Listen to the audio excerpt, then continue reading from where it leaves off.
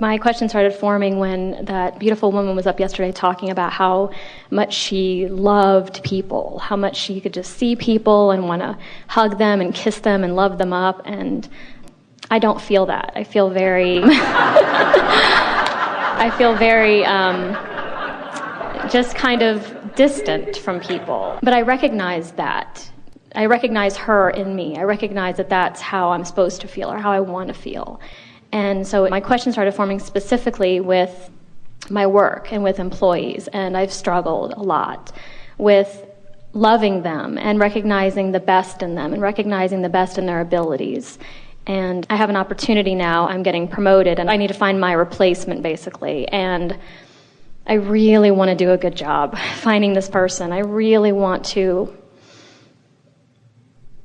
see them, and I want to see their ability, and I want it to be fun, and I want it to be creative and effortless, and all those wonderful feelings you get when you're co-creating with somebody in a professional environment, and you're just coming up with ideas and improvements. But I'm scared. I've got this old vibration going about I've not done this well in the past. I've gone through a lot of Well, let's talk about this. And it's nice, the juxtaposition that you have set this up in, because everyone remembers the conversation from yesterday. So let's start there just a little bit. And at the basis of this conversation is the all-important premise of unconditional living.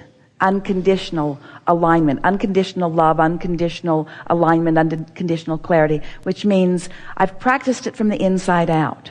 Most people are trying to get there, and they can't, from the outside in.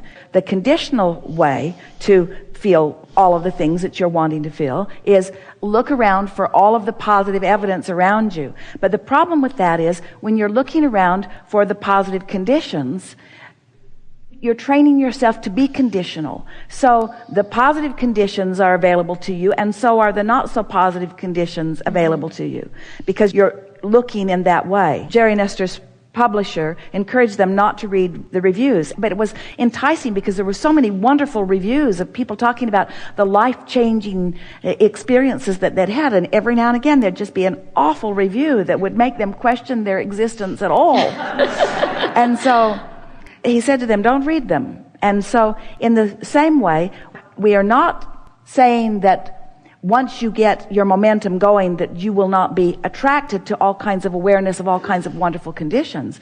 But we're saying you're wanting to do it from the inside out, not from the outside in. So conditional living is sort of outside in. I like that and that and that and that and that and that and that, and that makes me feel good.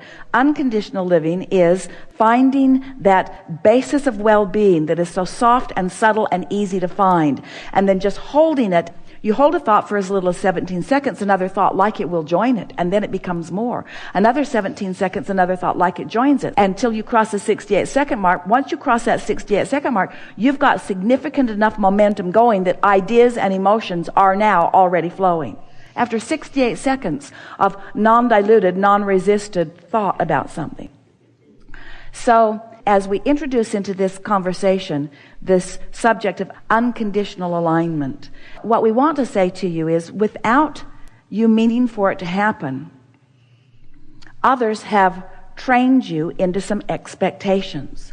And our friend from yesterday had to do a very significant thing in order for the momentum to be able to happen for her relative to this feeling of unconditional love that she found. She had to care more about how she felt than about how they felt. And that's a little tricky when you're in a work environment, or when you're in a management environment, or where you're in an environment where you have responsibility for others and you're being watched. This is the thing that happens with so many of you. You feel their eyes on you. Mm-hmm. You feel their eyes on you, and therefore so much. We're speaking about nearly 100% of the population once you get past the age of 8 or 9. As the eyes on you begins to dominate the way you behave.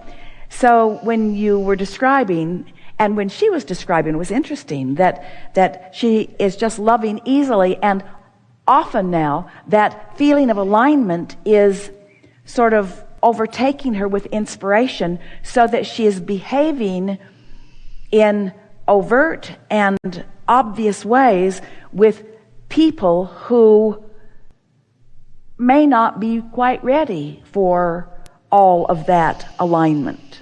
In other words, you just can't run around in the world and be kissing on everybody.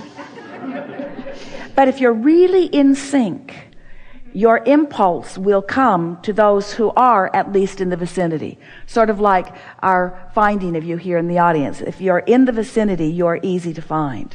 So all of that was our way of saying to you that you are like everybody else. You've let them train you.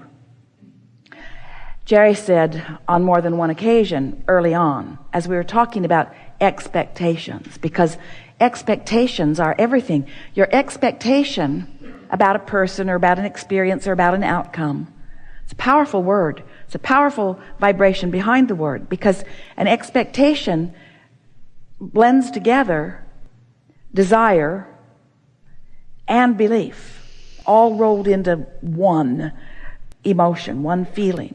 And so we were talking with Jerry in those days about how your expectation really matters. And he said, but sometimes it feels like my expectation wasn't there first. They behaved in some way, and then my expectation occurred. And we say today, you had a general expectation that was individually proven to you by the people that you meet. So if it is your expectation that people are going to perform at their best, then you bring the best out of everyone. If your expectation is that they need to be well trained, Esther and Jerry, remember, Esther talked about it a lot. There was an ad in a magazine that she saw on an airplane. And it was about the hotel, the Helmsley Hotel in New York. And the ad said, we don't hire people and tell them to be nice. We hire nice people. And there was something so resonant about that. Now we would like to take that sentiment further. We would like to say, you're not looking for someone that is perfect in every way. You're looking for someone who will enjoy that role, who will be happy in that role. Mm-hmm. Not effective. If you will say, I'm looking for someone who'll be happy in that role, not someone who'll be good at it, or someone who'll be effective at it, or someone who'll be able to wrestle the rascals to the ground and keep them in line. Someone who'll be happy in that role. That replacement will be fast for you. Mm-hmm. Now that brings us to a really important question that we want to ask you. Were you happy in that role? Yeah. Why? Why was I happy? Because I had a lot of freedom. I had freedom to create the role creative the way freedom. I wanted. Oh, creative freedom. There's nothing more delicious than creative freedom. So you had creative freedom. What other things can you pinpoint that made it feel so good that you were happy in that role? I felt like I always could find the answer. I felt like I had the tools that I needed to always create the data that I needed to support whatever function I needed, whatever process I needed for improvement. What else? I felt confident. Yeah, what else? I felt appreciated. Yes. I felt supported. There's where we want to go. By who? By my boss, by my superior. What else? I felt well compensated. What else?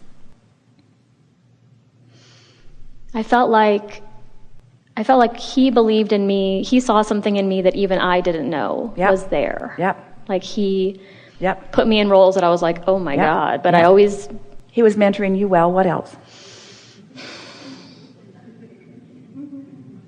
What else? What we're reaching for is those that you were mentoring, your relationship with them. I've struggled with that. I haven't enjoyed that. Yeah. And yet that is the primary component of the next person who's going to be happy in that place. Because you were enjoying what was happening, what you were being uplifted to. but there was a sort of kink in the hose there just a little bit. Right, it wasn't really flowing down. It wasn't. And so what do you think that's about? Were they disappointing you? Were they not very good at what they did? Did you feel like you had to do it all? Did they let you down a lot? Mm-hmm. Were there lots of missing pieces? So it sort of felt to you like you had to do it. I definitely have this theme in my life of like not being supported. So isn't that interesting? And so the person that you're looking for to plug into that place got to be somebody with a strong back, got to be somebody who's willing to do it all themselves, got to be somebody who also won't be supported, who won't mind not being supported, who will just tough it out anyway.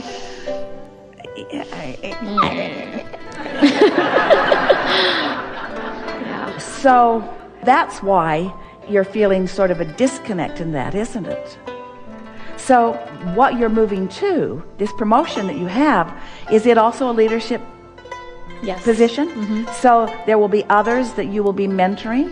Well, I'm still going to be responsible for the department I'm responsible for now. Yes. And I have another department I'm responsible for now that I feel no ability to mentor her. I don't know. So the stakes just got higher. You just put more on your back to carry around, essentially.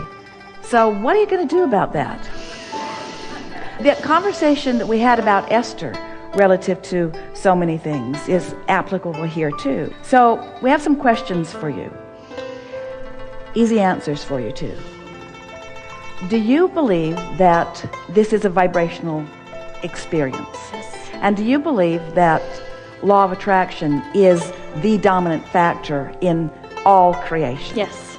And do you believe that you have a relationship with source energy? Yes. And do you believe that source is mentoring you all the time?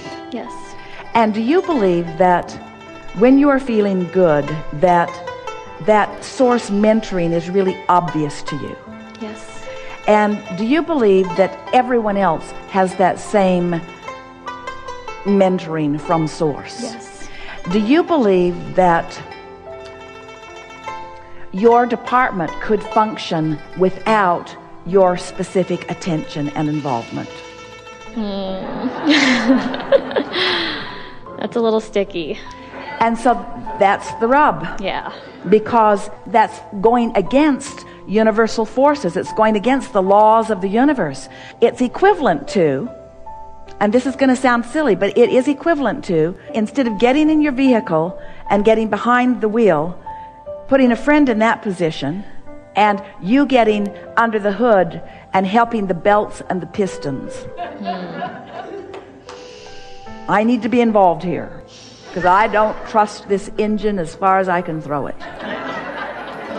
But you do. You know that all that's going to do what it's going to do, and your part is different. We know there's a lot going on. We know that there's a lot of knowledge that you are imparting. We know that there are a lot of moving parts. We know that you feel a lot of responsibility. We know that you are integral to the whole. We know that you are effective and efficient and helpful in the outcome. And we know that anybody who's trying to create anything would be well served having someone like you in the mix, if you're standing in that world of action and precision and leaving out of the equation the energy that creates worlds.